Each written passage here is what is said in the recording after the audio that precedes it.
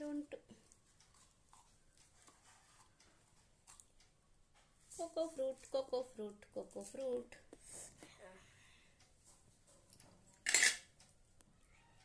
ನೋಡಿ, ಇದೇ cocoa fruit. ಅದು ಎರಡನೇ ಸತಿ ನಾನು ಕಟ್ ಮಾಡೋದು. ನೋಡಿ,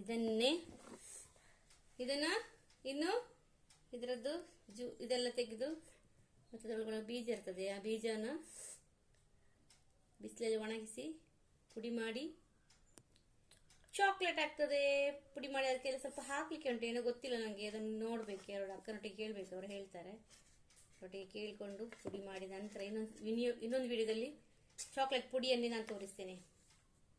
ಓಕೆ ಫ್ರೆಂಡ್ಸ್, ಗೊತ್ತಾಯ್ತಲ್ವಾ?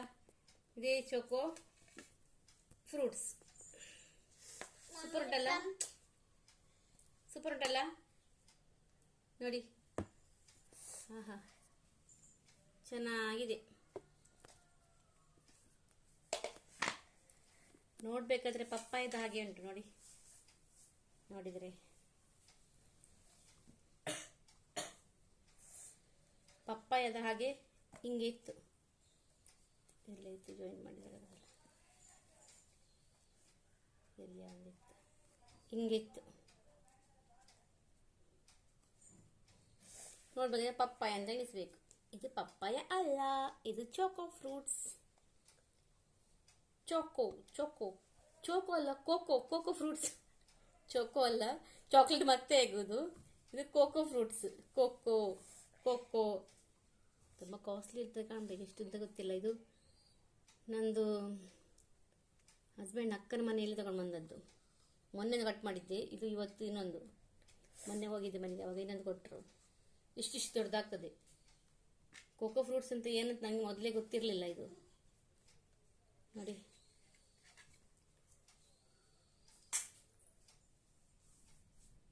ಇದನ್ನು ತಿನ್ನುವುದು. ഇതാണ് നമ്മൾ തിന്നാൻ പോകുന്നത്. ഞാൻ തിന്നത്തെ ഇത് കോക്കോ ഫ്രൂട്ട്.